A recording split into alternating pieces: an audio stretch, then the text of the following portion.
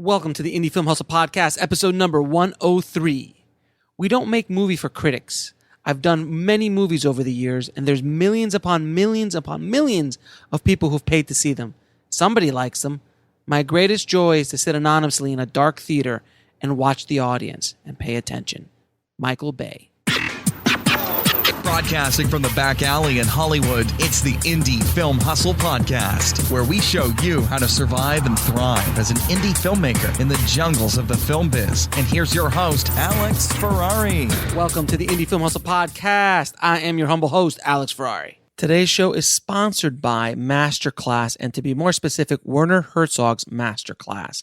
I've now taken this course, guys, and it is amazing. If you guys don't know who Werner Herzog is, he's an Academy Award-winning director. If you've heard his voice, you'll know who he is. He directed Grizzly Man, among other great documentaries and feature films. He's got a total of 70 feature films, plus over 50 awards. It's remarkable. So he decided to team up with Masterclass to create an amazing online resource for filmmakers as he teaches you, as he says, the essentials of filmmaking that you can learn within 2 weeks, and you definitely don't have to go to film school. This is over 5 hours of video. You'll get a workbook that you could download, as well as access to Werner as well. So the course is coming out very, very soon, but if you sign up now, you'll get early access. So all you have to do is head over to indiefilmhustle.com/masterclass to gain instant access to this course. And also don't forget to head over to freefilmbook.com. That's freefilmbook.com to download your free filmmaking or screenwriting audiobook from Audible. Now, guys, today on the show, we have Joel Holland. Joel Holland, man, is the definition of hustle. This guy basically started an empire with basically a camera. He went out, started shooting some video, and fast forward a few years, and he's got a $30 million company. He is the CEO of VideoBlocks, which is a industry disruptor, without question. He has shaken up the stock footage industry and has helped a tremendous amount of filmmakers be able to make money from their footage. And it's real easy and all that kind of good stuff, but we'll go over that all in the interview. And just full disclosure, VideoBlocks is a sponsor of the show, but I actually asked Joel to be on the show purely because his story is so inspiring, and it's a real good example of what can happen when you hustle really, really hard and you're smart and you see where there's opportunities, and that's exactly what Joel did. He took advantage of a hole in the marketplace and decided to kind of revolutionize stock footage, also audio, stock music, stock graphics now, and all sorts of stuff that the VideoBlocks empire is growing into. So guys, really, if you want to be inspired, sit back and relax and get ready to take some notes and enjoy my interview with Joel Holland. Guys, I'd like to welcome to the show Joel Holland. How you doing, man? I'm doing well, Alex. Thanks for having me on. Oh, thank you, man. So listen, after doing my research on you, Joel, I found that you are the definition of the word hustle. I thought I hustled, but you definitely have. You are a hustler, and the best use of that term. I appreciate that, and I take that definitely as a compliment. We've all heard the different axioms, but I think there's just no. Like, an idea only gets you so far. The hustle is what kind of gets you over the finish line. So I appreciate that. Yeah, honestly, ideas are almost worthless sometimes unless you put they are worthless unless you put hustle behind it. Totally, because all of us have ideas. And for me specifically, we all have. I want to make a movie, or I'm going to write a song, or I'm going to write a book. But unless you actually start putting that hustle behind it, it's absolutely useless. Yep. 100%. So please, let's first off and can you please tell me the story about how you interviewed Arnold Schwarzenegger while you were in school? Yeah, definitely. Yeah. So that was years ago when I was in high school. And, basically I was a sophomore in high school trying to figure out what I was going to do with my life. And I was kind of mesmerized by the world of business and journalism and Hollywood. And, there were just so many interesting career paths. I couldn't decide what I wanted to do. And when I went to the career office, their descriptions and answers were just really textbook boring. And so I decided, what better way to find out, what I want to do than to go ask the people that are at the top of their career, right? Top of the path in any given industry. And so I approached a local nonprofit in the DC area that did video production. And I said, hey, look, I have this idea. I want to go out, I want to interview very interesting people and get their advice for teens who are preparing for college and internships in life.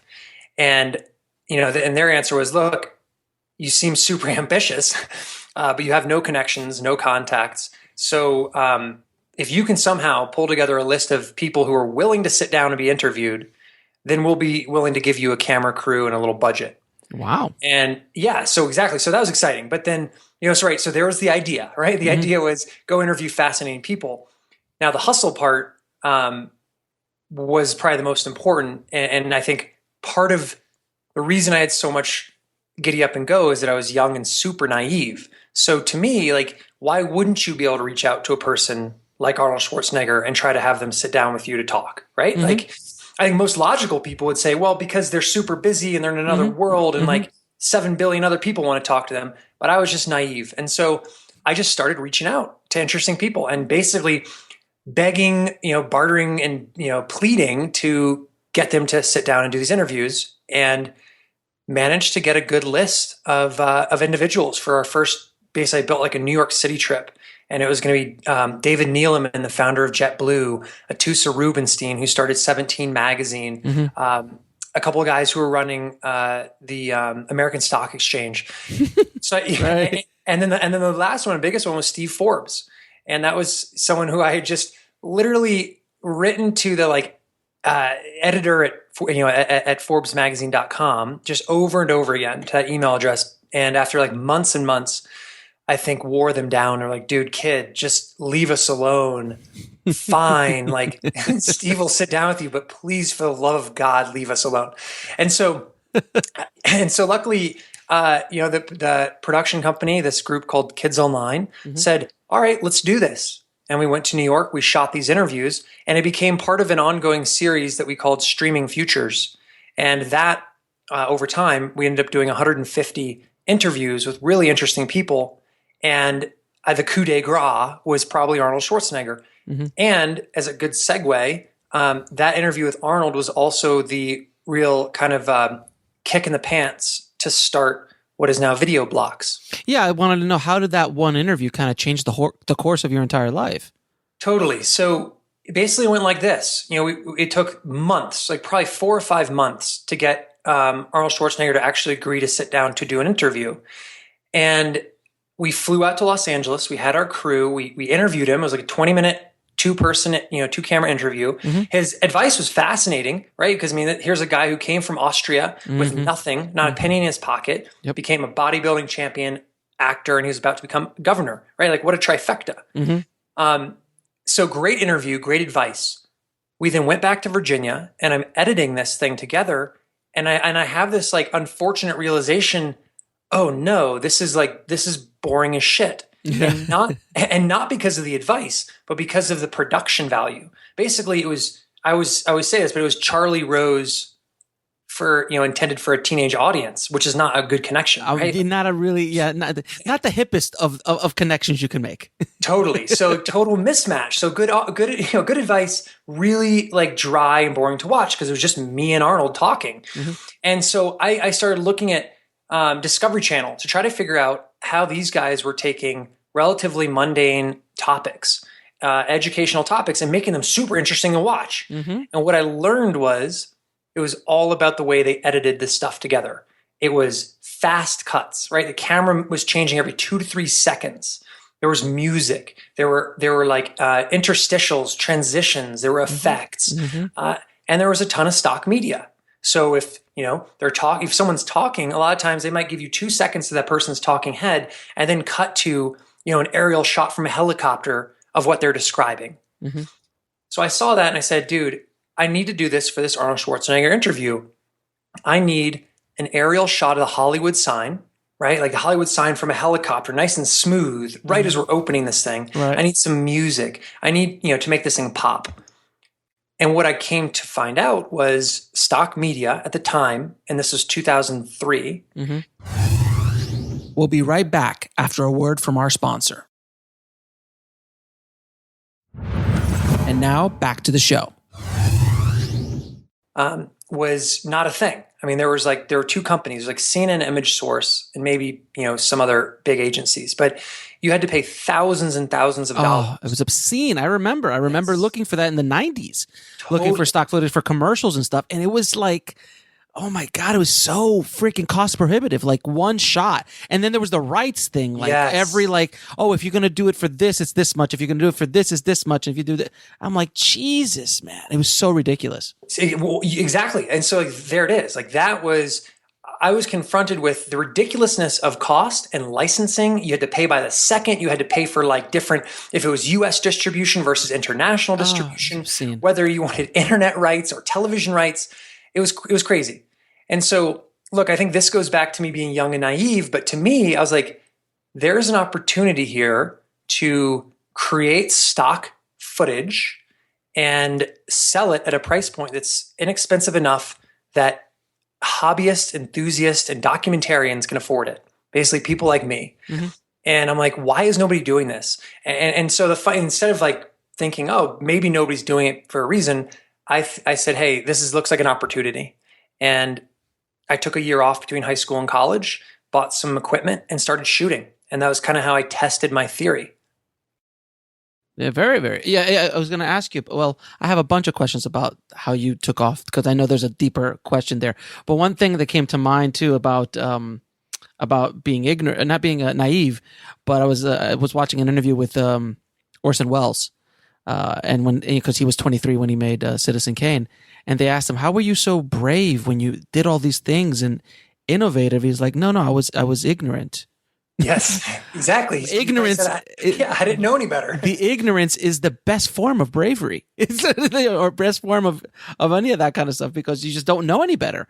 So 100%, which is why I always think it's like the younger you can start your entrepreneurial path, right?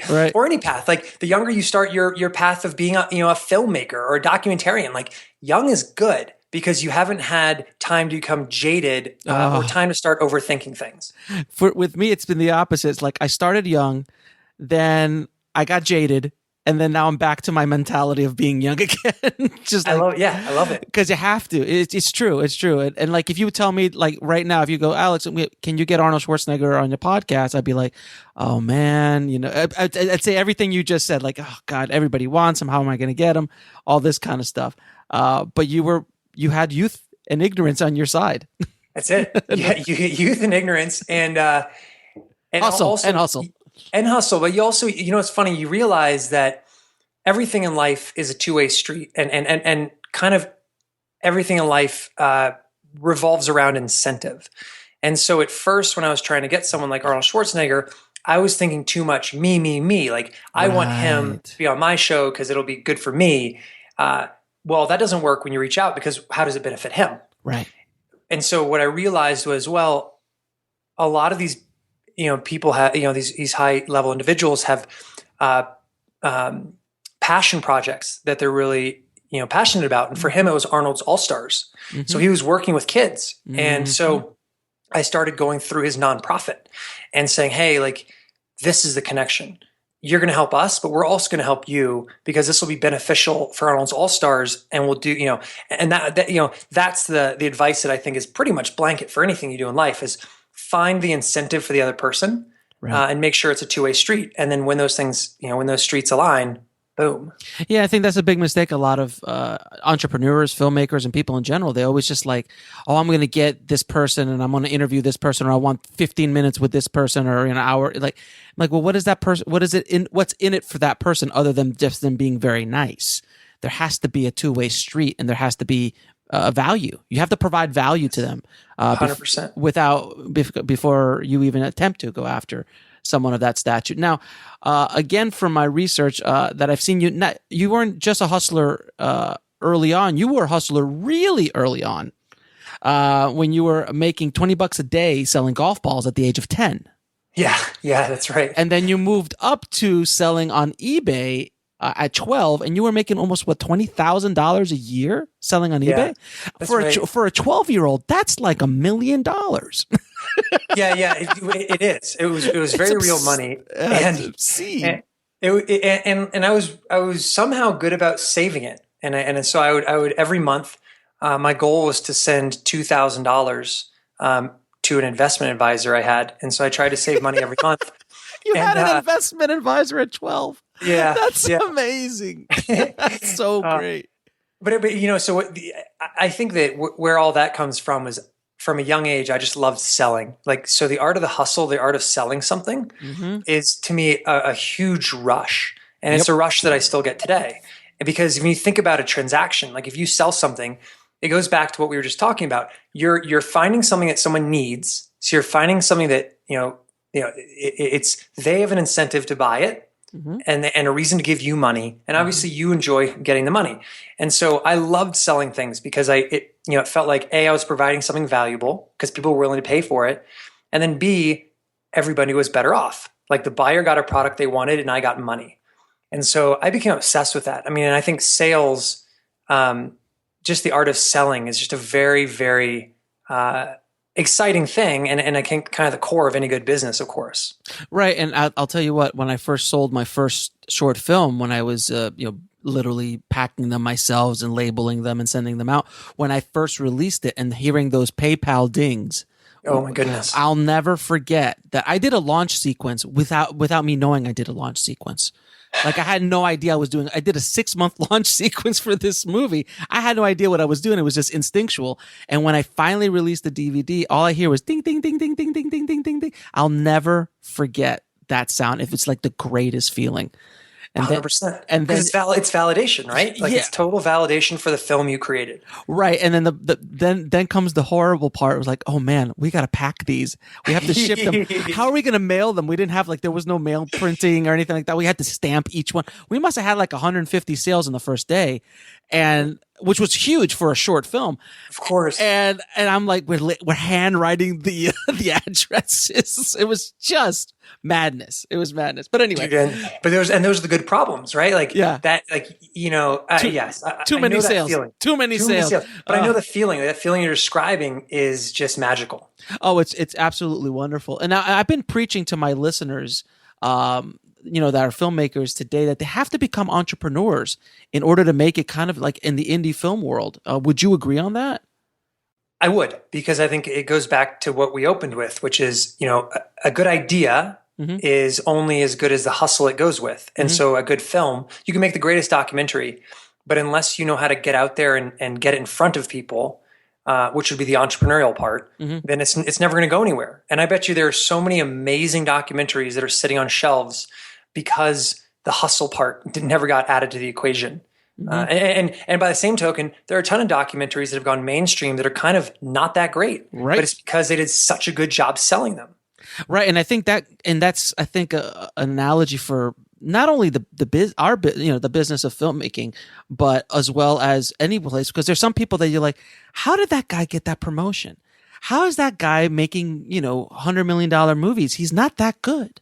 Yep. How did he get there? Well, there's so many other talented people. I'm like, well, they hustled. They sold themselves. They did things that they were willing to do, things that you might have not been able to willing to do as far as the hustle part is concerned. And that's such a key component to, I think, every aspect in life, but I think specifically in the film business. Now, can you tell me a little bit about the whole that whole journey of how you started to go out and shoot and did all that through? I think it was through high school, correct? When you started shooting your stock footage and trying to create your company? Yeah, that's exactly right. So it was basically towards the end of high school where we had this realization, or I had this realization, that there needed to be an affordable source of stock media for people like me, documentarians, independents. And I graduated in 2003, and I was accepted to go to college up in Boston to a school called Babson. And I contacted Babson. I said, hey, I'd really like to defer for a year, take a year off, and try to start this business.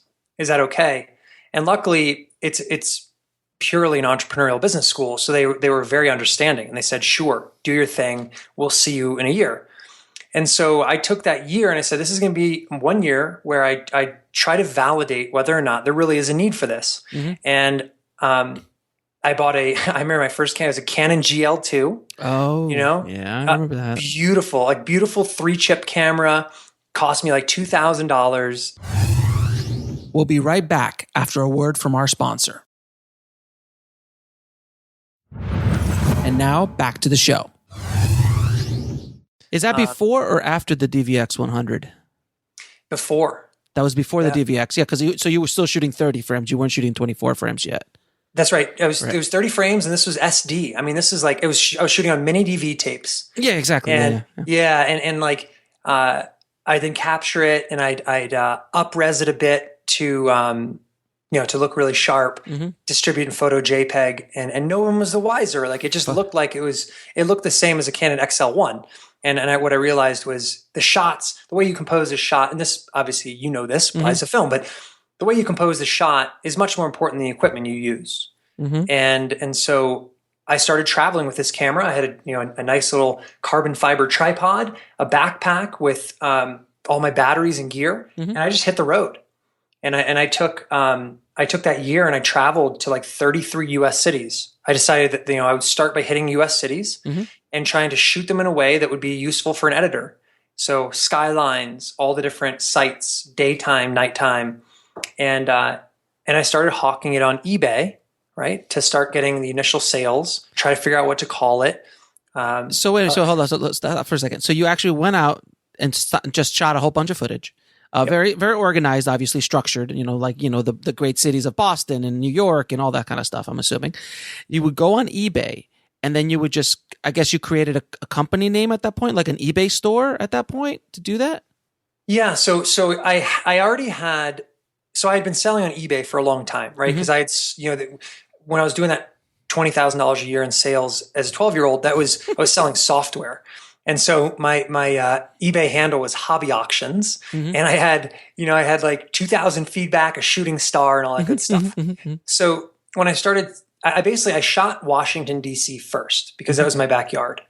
So I shot Washington D.C. I put it on eBay, and I created multiple listings to try to figure out how much to charge and what to call it. And so some of them were like Washington D.C. B-roll, Washington D.C. stock footage, Washington D.C. stock video. It was between those three terms. I couldn't figure out what would be best. And sales started coming in from wedding videographers. That was actually the first buyers were wedding videographers. And that was cool. And that was, emboldening and all that. And so then I took the money from those initial sales and I bought a plane ticket to Seattle. And that was the first place. I'd never been to Seattle before. Flew out to Seattle. Had enough money to stay in the Best Western right beside the Space Needle for like 2 nights. And I'd go out during the day. I'd start the crack of dawn and shoot, walk the whole city, shoot, go back to my hotel room at night and start editing, put it up on eBay to start selling. So by the time I'd be back home, I could actually ship it. And that kind of progression, I would basically take sales, buy a ticket, go to the next place. Eventually, I launched a name for it, and I called it Footage Firm. I liked the I liked the alliteration, and it described what we did. And then I built a website. And so once I had customers, I started trying to incentivize those customers to buy again. So if I went out and shot another city like Boston, then I'd go to my customer list, and I knew that number one, nobody probably needed it right then, but if I came up with the right incentive, right, the right price point, then they would buy it and just hold it.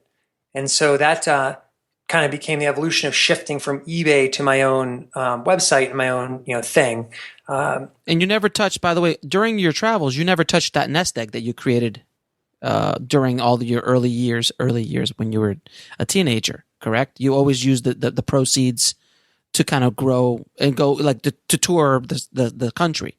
Correct? That's correct. Yeah, that's correct. So the only time I touched part of the nest egg was to buy the Canon GL2. So I think I took a couple $1,000s out to buy the camera and a tripod.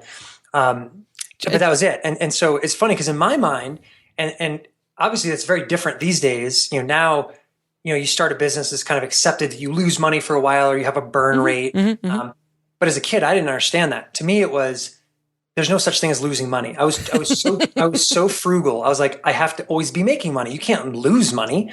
That's just crazy. So that's a crazy concept. And so I only knew how to use money that was coming in. So cash flow, like I understood cash flow very well from a young age, which I think was very beneficial for bootstrapping the business. Mm-hmm. Now, let me ask you, if you don't want me asking, how much were you able to generate in that little nest egg as a teenager? If you don't want me asking that number, give or take.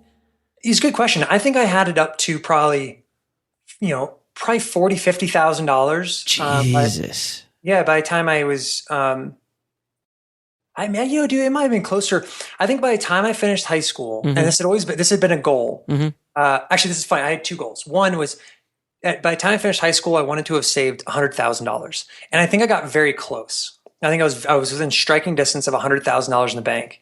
The second goal was, by the time I finished college, I wanted to have $1 million in the bank, and I didn't hit that one by the end of college, but I did within the first year out of college. And so I think that and this is another thing that I think is actually very useful. It sounds silly, but like I made dream boards as a kid. Yeah, so the secret. Yeah, I'm telling you, man, like you kind of end up manifesting the reality that you focus on. Absolutely. And it's not through magic. It's just that the subconscious mind is very powerful. Mm-hmm. And when you actually write down and commit to, hey, I'm going to make this film and it's going to get distribution at Sundance. Well, everything you do in life from that point forward, that's in the back of your mind. And so the actions you take, the people you meet, the things you think about are on some level working towards that goal. Mm-hmm. So I think there's a lot of power in doing that. Oh no, I mean, I did the same thing when I started Indie Film Hustle. Like I was like, you know what, I'm going to launch the site. I started it from scratch. And I'm like, in a year, I'm going to have this much, hopefully this kind of revenue coming in, and I have this kind of success as a podcast and things like that. And it happened. Like beyond actually what I originally thought, like way beyond, what I originally thought. So it does work without question. Yeah. And I said earlier this year, I'm like, I think at the beginning of the year, I'm like, guys, I'm going to I put it out there. I'm like, I'm making a feature film this year. I'm making my first feature film. I'm going to actually just go out and do it. And I'm not going to stop waiting around. And love it. 4 or 5 months later, I have a feature film. I'm getting it ready for Sundance right now as we speak. Dude, that's amazing. Well, congratulations. Yeah, I haven't gotten in yet, but I'm super exciting. I haven't gotten in yet, but at least I've made it, and I'm gonna submit it. But yeah, I did it, and it was so quick, and it's fascinating when you put your mind to something like that, and you just like, let's just go do it. And not only that, I think it's you put your mind to it, but you also publicly committed to doing it. Yeah, and that's another big thing. Huge. And I bet if you had not done that, if you hadn't put it out there to your friends and your listeners, like the chances of you having accomplished it by now are probably much less, because you'd have an excuse to be like, I'll do it, next year or next year. It's easy to kick the can down the road. Oh, but and then 10 years, and then you wake up, it's 10 years gone by. Totally. And then that's super sad. Yeah. So no, I think making public commitments, even if it doesn't always work out, that's okay. I mean, it's better than the alternative of not making the commitment and it also not working out, right? Like, yeah, I think there's something very powerful to that too. There's a website, I forgot the name of it, but there's a website that if you actually do that, like you go in there and you basically, I think the thing is like you put a goal in, like let's say you want to lose 30 pounds. All right. And you publicly put it out there, if you don't achieve the goal, you put up a substantial amount of money. Let's say it's $1,000.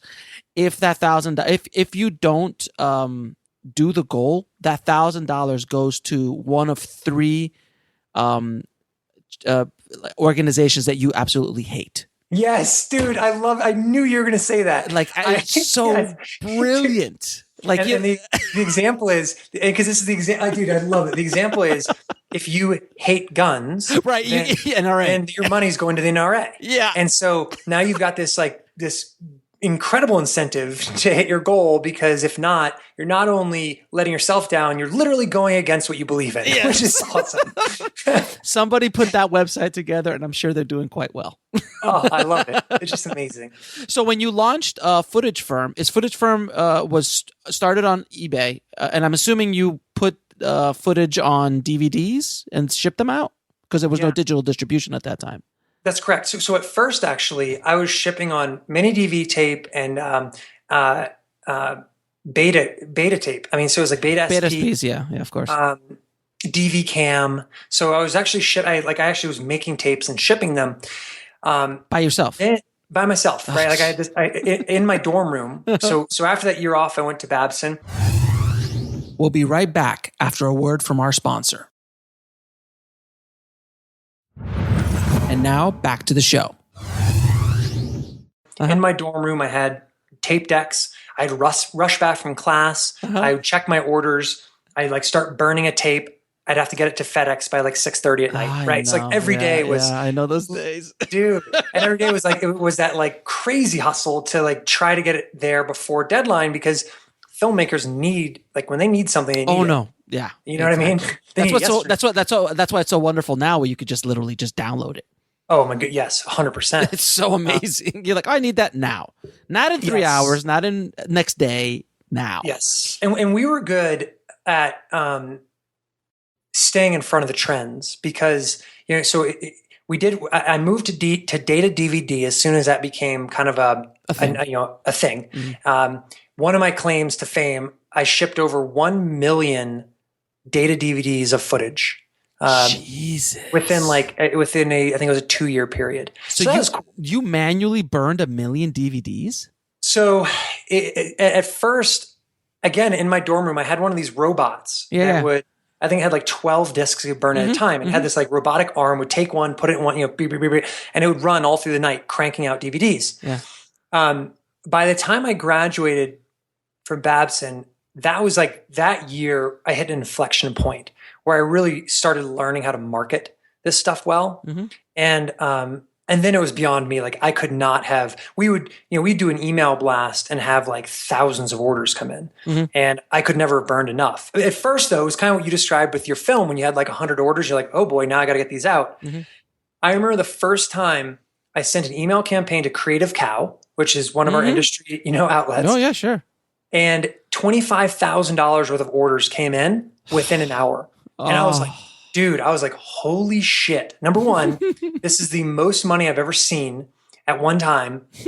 Number two, we now have a business. This is real. This is a real situation here. It just got real. And number three, how in the world am I going to get all these DVDs burned and shit? So our problem, but magnified. So I went on Craigslist. I found a couple people on Craigslist locally, and we literally just all day and night for like days and days were burning and shipping. Then I found a fulfillment company. So I found a place in Colorado that could actually on demand burn and then ship the DVDs. Perfect. And so by the time we were then doing on the regular, orders of this size, it was no longer my problem, which was a huge relief. Right. And that's, I think, a lot of business people forget that they're like, you're as an entrepreneur, sometimes you want to do everything and you want to cover, and as filmmakers, you want to do everything. You want to cover every aspect. And I'm horrible at that because I do everything. I do everything. But now I'm starting, but if you keep doing that, you will bottleneck yourself to a certain point where you can't grow. And that's kind of where I'm at now with Indie Film Hustle. Like I've gotten to this point where, I mean, I don't know if you know this, Joe, everything on the site I do. Everything from the graphics to the writing to the podcast to the videos to marketing, I do it all. So I'm now getting to that point where it's like I'm bottlenecking. Like if I'm going to, and by the way, I also did a movie. And I have a post company. I do all this other stuff. So it's like I have to do something to kind of move the needle. And now I'm letting go of things. Exactly. And so I think that this is a really interesting point. And this is something that all of us learn at a certain point. But just because you can do something doesn't mean you should. Because I made the same mistake. I was like, hey, I can answer the phones. I can respond to emails. I can burn the product and ship it. I'm like, I can do it all. I can save a fortune and maintain the quality that I want. But what you realize is you only have so much time. And really, you only have so much mental capacity. And so the expense is the growth, right? It's hitting that next phase. Mm-hmm. And so, I mean, one of the examples, do you know Frono's Photo? That name sounds familiar. Yeah, so he's a very, very popular YouTuber around photography. Okay. Right? So he's got millions of, subscribers and followers. And like, he's got a huge amazing production. And what he realized was like, like he's got the mind for creating the great content. He's an incredible interviewer, a great personality. And today, when you meet with him, you realize he has a whole staff, right? He has a guy who sets up the interviews, who manages and handles all of the advertising that's separate, actually sells the ads, someone who does the sound, the video. And it was getting that crew around him that opened him up to being able to really blow this thing up. And I think that's that's the next phase, but it's hard. It's really hard to let go and relinquish. You know what I mean? No, it's so tough because you're like, I could do it better. I could do, but it's so horrible, man. It's wonderful and horrible all at the same time. Because doing and I know a lot of filmmakers have the same problem. They're like, oh, I want to be the editor, and I want to be the colorist, and I want to be the DP, and I want to do this, and I'm horrible because I just literally did that on my movie. But but it's also 20 years of experience and so on, and it worked for this kind of movie. If all of a sudden I had $100 million movie, I'm not doing all those jobs. You can't. Right. You can't do something like that. But again, that's in that growth stage. So I think that's really important for people to understand that you eventually, at the beginning, it took you years before you finally started bringing in other people. You doing everything yourself, but then you get to that point in any company, any endeavor, whether it be a creative endeavor with your films, or building up a company or something like that you have to relinquish a little bit. Now, you were the only cinematographer and cameraman when you launched Footage Firm, correct? That's right. Yeah. And then how did you bring other people in? So I had this realization while in school that I could not I really couldn't physically do everything because I had class and I had a social life. So I couldn't actually be traveling and shooting and selling and doing everything else. So I sat down and I kind of said, well, what am I best at? Right? If I'm best at shooting, if I think I'm best at the cinematography, then I'll do that. And maybe I should hire someone to do the marketing and e-commerce. But what I realized was actually my strength was sales, right? Like what I was really good at was figuring out how to take a product, find a market fit, and then sell it. And so the videography, though I enjoyed it, was actually not my strong suit. And there were plenty of people out there that were much better than me. Right. So I started outsourcing it. And so I basically, again, went, back in the day, but I went to Craigslist and started finding videographers located in different cities. I would look at their demo reels, find people I liked, and then pay them to shoot a city. And I'd buy the rights. And did that for a while. And then realized to scale, I needed to kind of open it up a bit. And so then I started allowing anybody to shoot and sell through Footage Firm. And I would then sell them on, when it sold, I would then pay them when it sold. And I'd give them 50, it was a 50-50 split. And so I had, videographers submitting content from all over the world. And, our actual library grew very quickly. And then they would get paid when it sold. And I loved that model, right? Yeah, it's a great model. It's a great model. It's today's platform model, and it's very scalable. It's very self-sufficient, and yeah. So that was the evolution from doing it myself to realizing this is not my strong suit. There are other people better than me. Let's let them do that. Now, when did Footage Firm turn into VideoBlocks, or did you open up VideoBlocks separately? How did VideoBlocks come to life? Yeah, so it was an evolution. At one point, they were both running. So basically, you fast forward to 2009. Footage Firm is doing really well. I mean, I think we did like a couple $1 million in sales in 2009. We got up to by 2011 like $4 million in sales. We only had like 3 or 4 employees. So it was doing really well. That's insane. It was great. It was great. But I saw the writing on the wall, which was we're shipping DVDs, and the future is obviously digital distribution. And I'm like, how do I make sure that we could keep doing what we're doing and hang on to this for a while. But not only will it stop growing, eventually it'll go into, obsolescence. So the blockbuster phase, as we like to exactly. Call it. And so then the complication was, well, if I launch a product that has digital distribution, I'm literally competing with myself, and I'm going to cannibalize my sales. Is that dumb? But I realized that if I didn't do it, someone else was going to. And I preferred to be my own competitor than to have some other guy taking all of my business. And so I launched VideoBlocks in 2010 as kind of like as a test, and started promoting it to some of our footage firm customers, and it was a hit. We'll be right back after a word from our sponsor. And now back to the show. And so then we started advertising it to some of the the industry publications like Creative Cow and DV Maker, and it worked. People started subscribing, and this concept of paying a membership to get unlimited download access to a library of content. Basically, they were cues I took from Netflix. Yeah. It started working. And so footagefirm.com and videoblocks.com, they both continued running parallel for probably a year or two.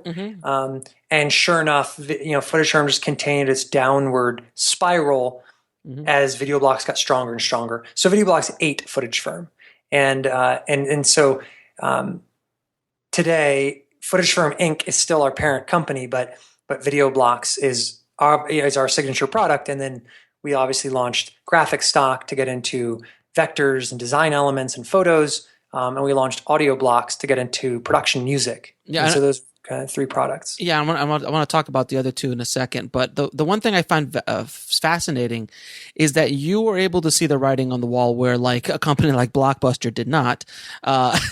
And you actually were able to, instead of like switching Footage Firm over to digital, where it would compete within itself, you actually created an entirely other company. So it would basically be, and I'm going to use a term that hopefully everybody listening will understand, your Blockbuster Video, and then you create Netflix. And then slowly as the video parts goes down, Netflix starts going up. And then all of a sudden to finally where Blockbuster Video is now gone and Netflix has taken over, but you've done it yourself. And it's brilliant, actually really brilliant. And I don't think there was anybody else doing it. Was there? Were there other competitors that got into the digital distribution of stock footage as early as you? Yes. So actually there were a couple, but nobody had the same. Nobody had the subscription model. So we were the first and honestly still the only one really that does subscription-based stock video. Some people have subscriptions for credits, which I think is kind of bullshit. Like you're just prepaying for credits. Yeah, I've seen that. Yeah, I don't like that. I don't like that either. I'd rather just give $10 a month. Yeah, I'm good. It's like insane.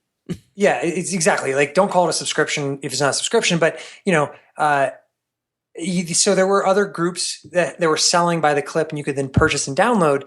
Like one company comes to mind, Artbeats. Yes, fucking Artbeats. Yeah, and look, they had really good content. They have amazing content.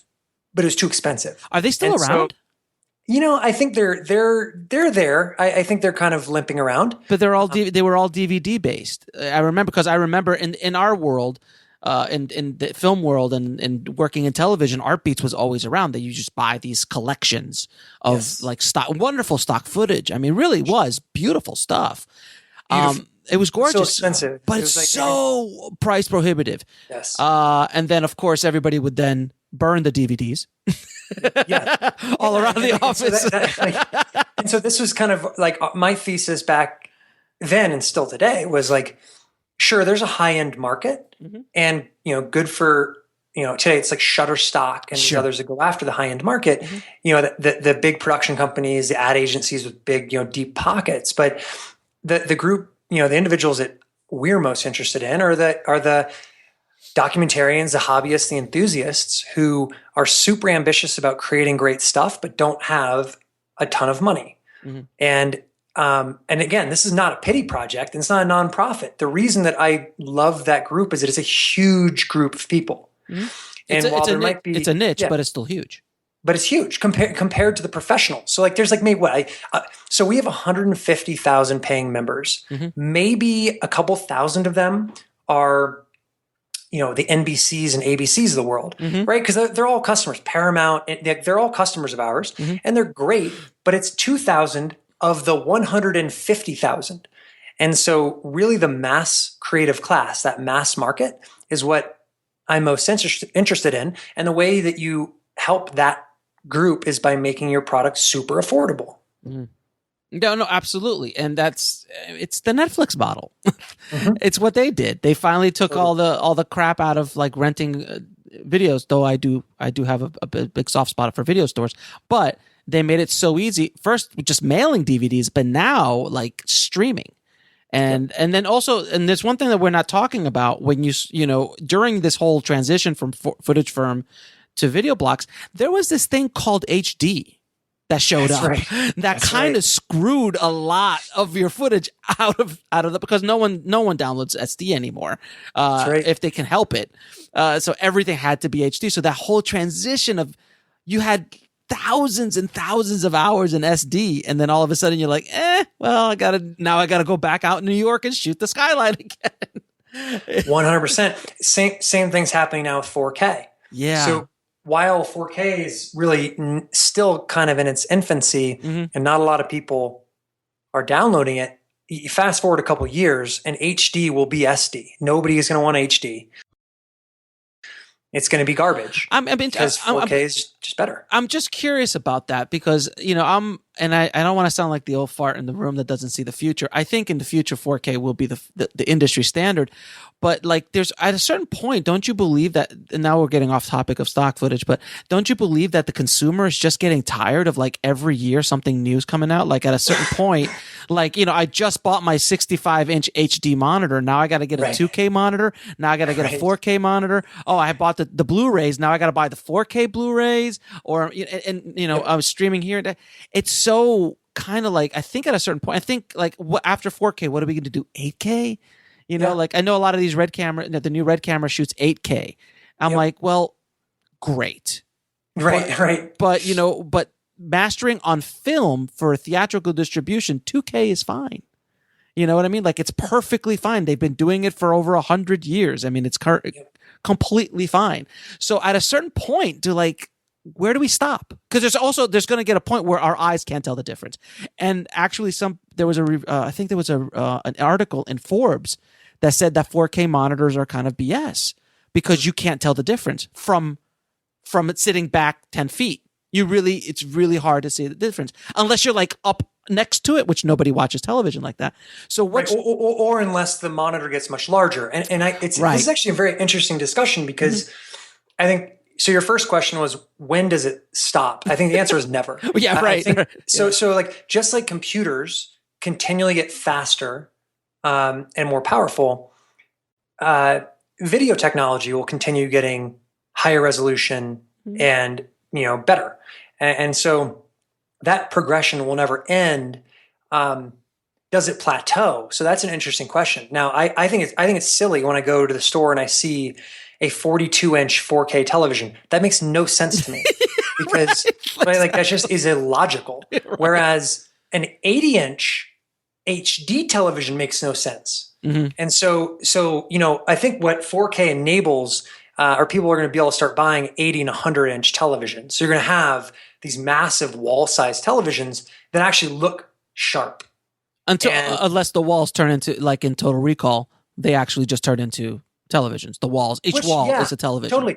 Well, and I bet you, look, if you're looking into the far future, walls will be organic LEDs, right? Like I think that you will, just like you paint a wall, walls will actually be screens. Mm-hmm. And you're absolutely right. No longer will you have a device you have to like plug in and put on the wall. The wall will be your device. So I think that's absolutely correct. Mm-hmm. But in the meantime, you're right. I think 4K makes sense because it enables you to jump from 65-inch televisions, which a lot of us own, to the next thing, which is like 70 and 80-inch, which are huge. Oh, it's ridiculous. You need a bigger house at that point. You can't put it in an apartment. Like it's too close. It's legitimately a home theater at that point. Now 8K, I think 8K. I mean, we're talking. Well, I don't think 8K becomes a like television device for like at least a decade, if that. It might just be resolution and repositioning and all that stuff. Repositioning, totally. So it's like you could now shoot a shot and now grab 4 shots out of that shot. So you get to like shoot it, and then in post, you can now change composition. And that's pretty powerful. It right? is. We do it all the time. I mean, Red Camera actually was the one that kind of started this whole damn thing with the 4K Red 1 back in 2000. I think, was it 8 or 9? 7. I think it was 7. 7. Like when they promised it in 7, I don't think it actually showed up until 08. Right. But they kind of like blew everybody out of the water with that. And that's kind of what started the whole jump. I think everybody started, because I don't think if Red comes out, I think we're waiting around a few more years for 2K, let alone 4K. We'll be right back after a word from our sponsor. And now back to the show. I think they definitely pushed the envelope. Now VideoBlocks is definitely an industry disruptor, without question. And I've been before we ever knew each other or did any business together. I was a member of VideoBlocks for a lot of my projects that I've been using over the years. But I love AudioBlocks and graphic stock. Can you talk a little bit about AudioBlocks and graphic stock? Totally. So I think, first, here's how we came up with them. VideoBlocks was growing, it was doing well. And I'm a firm believer that when something's going right, that's when you need to start getting really worried, right? Like, because that tends to be, you know what I mean? Like, wait, there's too much money here. What's going on? Well, and that's when people tend to get complacent. Yep. And so it's usually when you're on the top that you fall because you think, I figured it out, I'm the smartest person in the room, blah, blah, blah. Mm-hmm. And meanwhile, your competitors are scheming to take you down. Mm-hmm. And so things are going well, VideoBlocks, and we sat back and said, all right, what's next? Like, we can't just be happy with this. How do we come up with the next move? And the answer was stupid simple. It was, well, let's just ask the customers, right? Let's literally poll our customers and ask them point blank, what else would you pay money for that we don't currently offer? Mm-hmm. And that was a question we asked in a survey. And the answer that came back was music. They're like, we really want music. Music makes all video better. Mm-hmm. And same problem that video was experienced. Music was hard to find, super expensive, and the licensing and rights were outrageous. Worse than video, I think. Totally worse than video. Yep.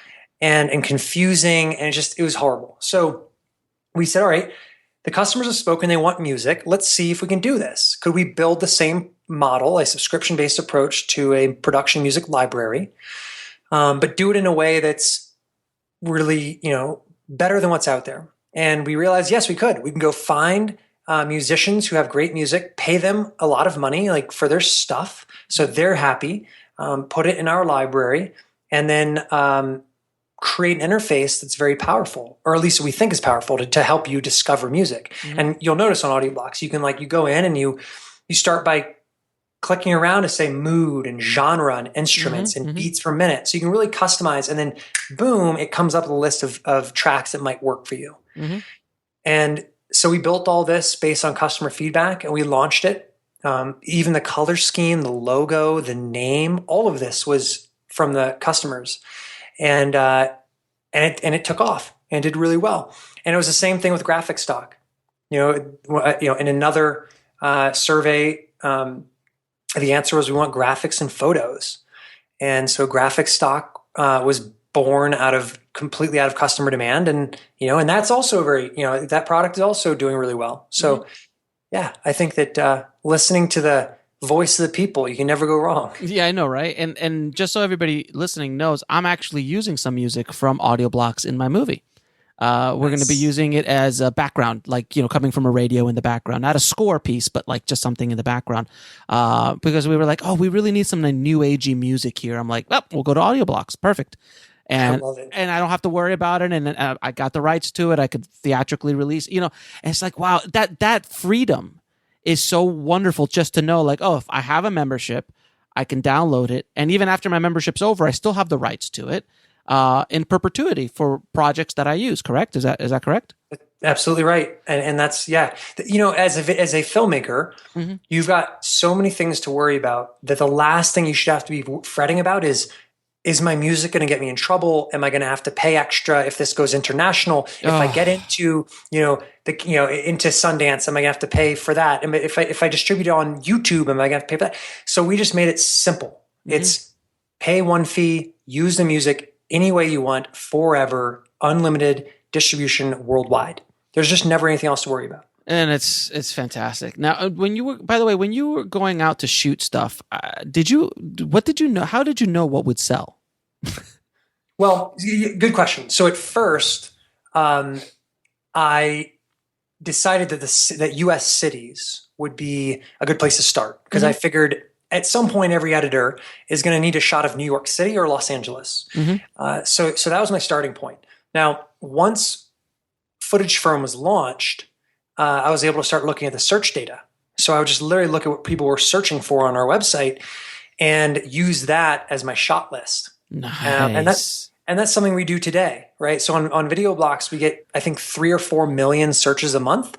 And we have a team, a data team that analyzes those searches and then actually provides insight to our contributors. So you'll actually get an email that says, here's what was searched. Like we just sent out an email saying that searches for turkey footage are way up, for LGBT footage, for diversity footage, all these terms that are kind of disproportionately up compared to what we have in the library. We then make our videographers aware of that so they can go shoot with insight and make more money. And your company and yourself, you're pretty transparent as far as your revenue and what you make. Do you mind telling us what the company made last year and this year so people understand the scope of what VideoBlocks has become? Sure. Yeah. So last year we did a little over $20 million in revenue, and this year we'll do closer to 30. So and you're probably 26 to 30. And you're a private company still? Yes. Yep. Private company. We have about 80 employees based out of the Washington, D.C. area. And we've still got, we're still very much that startup, small business hustle company. And we love that. And it's been really fun too. So a year and a half ago, we launched our marketplace on VideoBlocks where anybody listening, right, can go to contribute.videoblocks.com, sign up for free to start selling footage. And basically when a member, so again, we have 150,000 members, when they search for something on VideoBlocks, they usually look in our unlimited library to try to find something for free included with their membership. But if they can't find it, we then also put marketplace results in there. And those clips are $49 for an HD shot or $199 for 4K. And if they buy through the marketplace, 100% of those proceeds go straight to the shooter. No. So yeah, 100%. So like, if you're listening to this and you have footage you want to sell, unlike our competitors who keep, like Shutterstock keeps 70% of every sale, we pay twice as much. So because we pay 100%, you end up making twice as much as you make with our competitors. And so that's become very, that marketplace went from 0 clips to it'll be at 3 million clips by the end of this year. Of course. And I think we're going to pay out something like $6 million to contributors this year.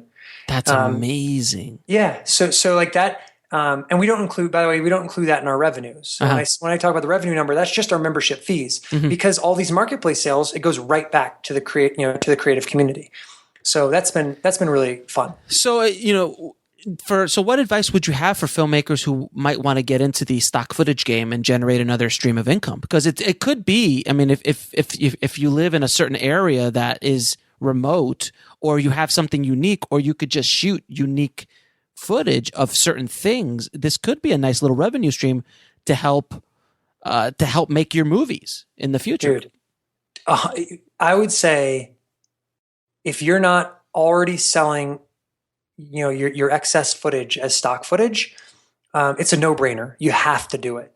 And we have contributors who are making 6 figures this year, right? Like you're going to make $100,000 to $200,000 this year while sitting back just from us. And by the way, they're also selling through Shutterstock and our other competitors.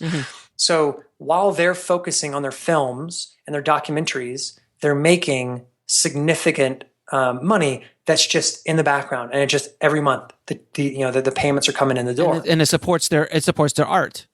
Totally. And the thing is, you've already done the hard work, right? Like if you're doing a film that takes place in, whatever, Columbus, Ohio, well, take all the cutting room floor stuff and just turn them into 15 to 30 second clips. You don't have to do anything to them, right? You don't even have to color them, right? No audio, no colorization needed. Just upload them to VideoBlocks. Costs you nothing. And if it sells, you get a payday.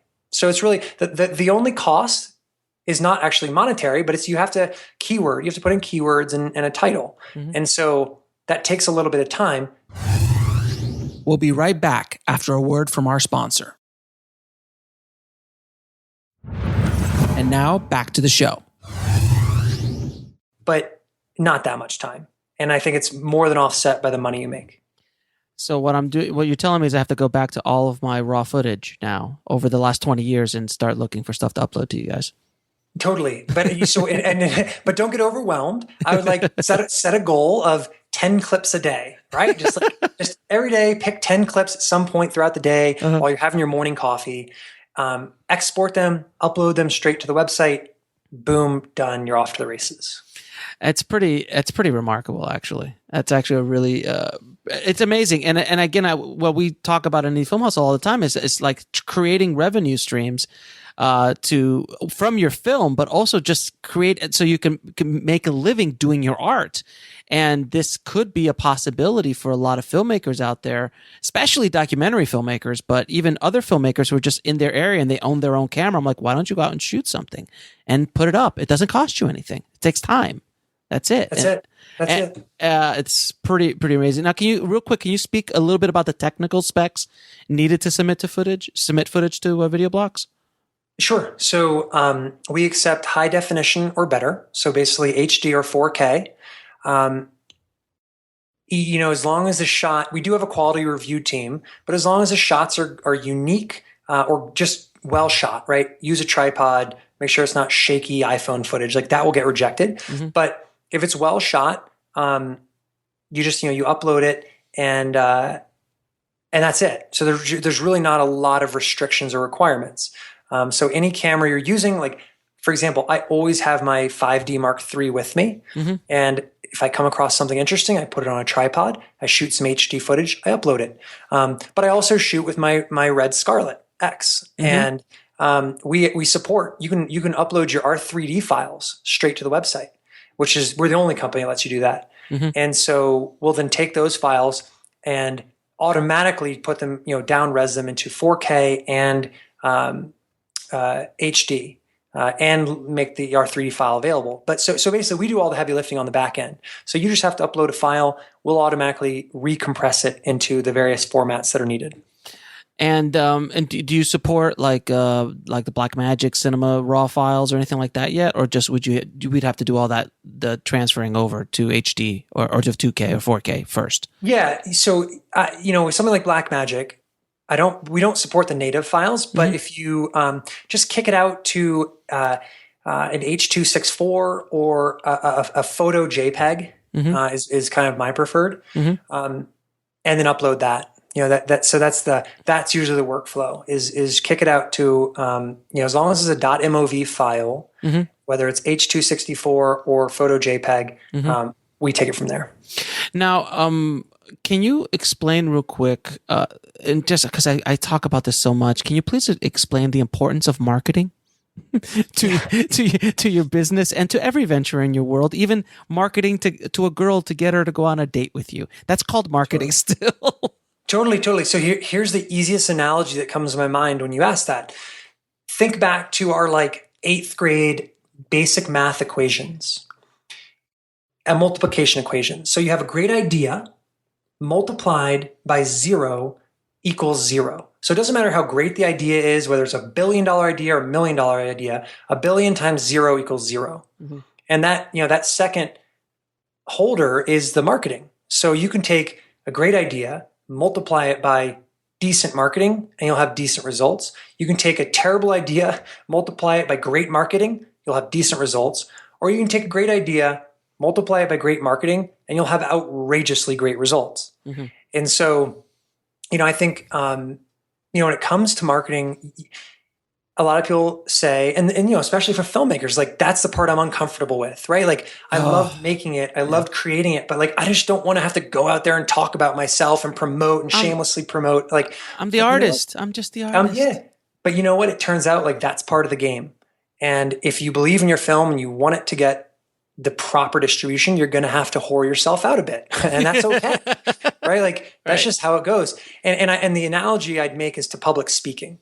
A lot of people are very uncomfortable getting up and speaking in front of other people. But it turns out that you can overcome that through practice. So anybody who says, I can't speak publicly, it means they just haven't done it, right? They just need to get up and do it. And the more you do it, the more comfortable you get doing it. Probably the same with filmmaking, right? Like you look back to the first film you ever made, you probably think it's shit. Right? Yeah, right. The first stuff I shot, I'm like, that is garbage. But the more you do it, the better you get. And it's the same thing with marketing. You got to start putting the word out there. It's going to be uncomfortable, but soon you're going to love it and realize it's just part of the game. And a great film times great marketing equals great distribution. And can you talk quickly about the power of the email list? Yeah, totally. So because that's another thing we talk about, and filmmakers Yes. are like, what do we do with an email list? I'm like, you've no idea. So please explain it to them. So first of all, email is not dead. I think email is single-handedly the most powerful marketing platform there is. Right?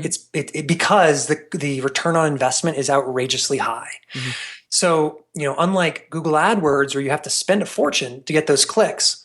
Once you've collected an email address, your cost of having that email and using that email, it's almost zero, right? Like you're hopefully using MailChimp or some other great outlet like that. You're paying a little bit each month, but you can then send this. You can send emails, weekly, biweekly, and get people to engage with your product or your film. And so, number one, email is not dead. Number two, don't be afraid to email more. I think a lot of people are like, oh, everybody hates email. I need to back off on email. But you know what? You don't. The reality is most people send too few emails.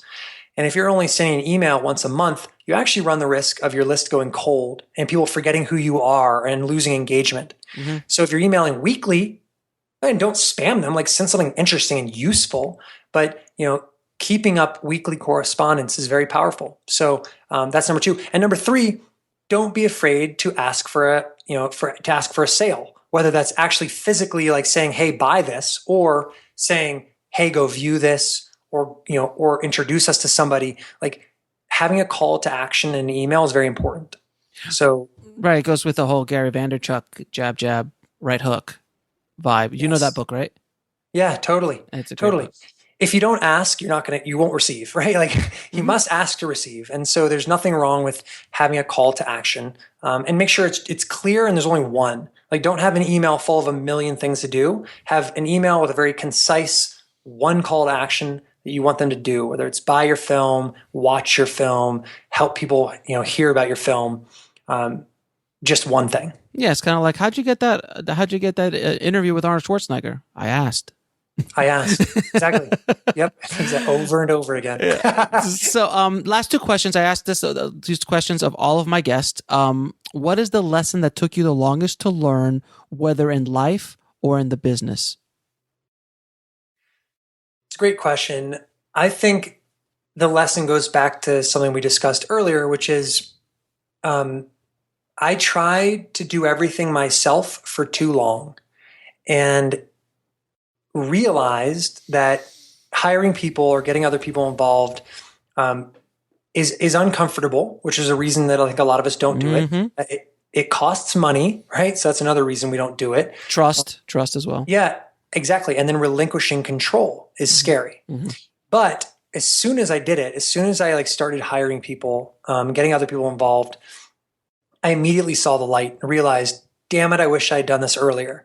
Because my first customer service representative, she was wonderful. She was much better than I was with the customers. So the customers were happy. And all of a sudden I had so many more hours in my week. My first marketing guy, he was so good at marketing. And all of a sudden I had so many more hours in my week to spend on building the company. So I think that's the lesson is, you need to get other people involved earlier, right? Like, don't be afraid. It's going to be uncomfortable. It's going to cost money, but I promise you it'll pay back, dividends. Big time. And then what are your 3 favorite films of all time? Whoa, man, that's a tough one. All right, so let me think about this. Okay, so Home Alone. I love Home Alone. I love Home Alone. It's such a wonderful. It's not Christmas unless you watch Home Alone and until you watch Die Hard. But that's just me. Yes. Dude, so it's like my answers are not going to be deep. They're not going to be like AFI 100. Like no. We'll be right back after a word from our sponsor. And now back to the show. I'm just thinking about like the films that I will go back to time and time again. Mm-hmm. And every Christmas it's Home Alone. For comedies, Old School, I think is just one of the, I just love Old School. It's just a classic Will Ferrell movie. That's a great, probably one of his best. I think probably one of his best, and all the others are like templates of it. But, and then, third for like an action movie, Godfather 2. I mean, I think it's just, that is a classic. Oh, so good. So good. So good. So, where can people find you, Joel, and your companies?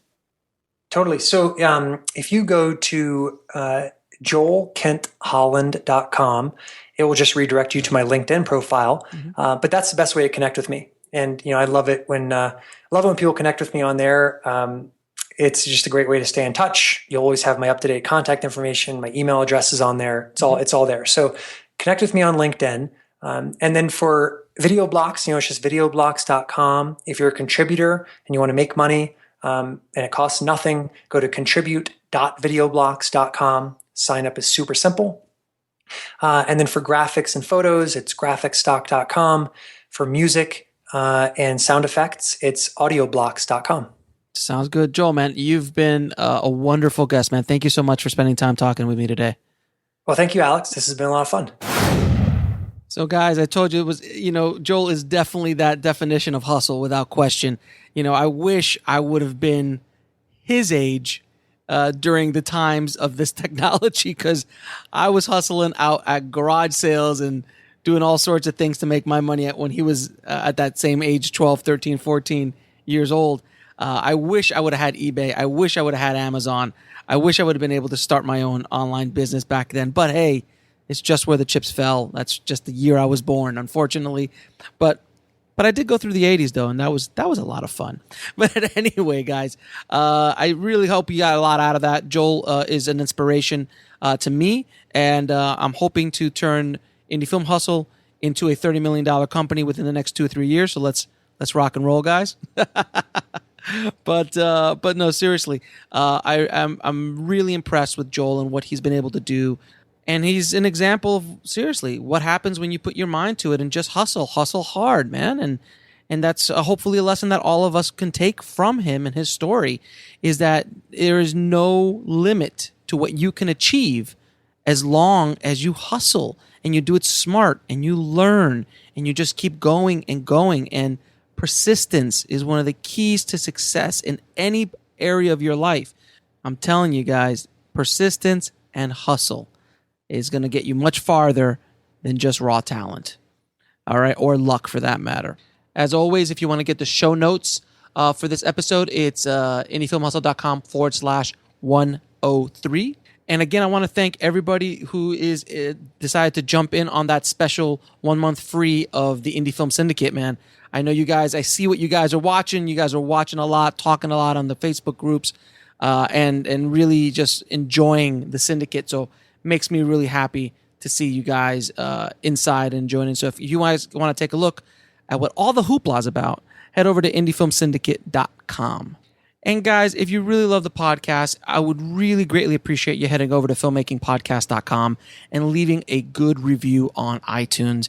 It really helps us out a lot, guys, and I would personally appreciate it a lot. And guys, also don't forget, we have a comedy fundraiser on Saturday, October 22nd at the Ice House in Pasadena, California at 8 p.m. And it's going to have basically a bunch of the stars from This Is Meg are going to go out there and put on a show. We're going to paint the barn, get dressed up, and put on a show.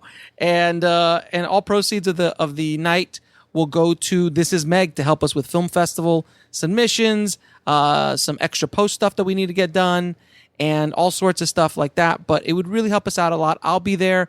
It's going to be Joe Reitman, who plays Eric in the movie, Carlos Alazraqui, who plays the amazing Tony Eckhart. We also have Sean Pulaski, who plays Cheryl in the movie, and of course Meg herself, Jilly, will be there, and I will be there as well. Don't worry, I won't be doing stand-up. I will just be in the audience. So again, it's at the Ice House in Pasadena. For tickets, call 626-577-1894. And it's only $20, guys, for a great night out. All right. So keep that hustle going, keep that dream alive, and I'll talk to you soon. Thanks for listening to the Indie Film Hustle podcast at indiefilmhustle.com. That's INDIEFILMHUSTLE.com.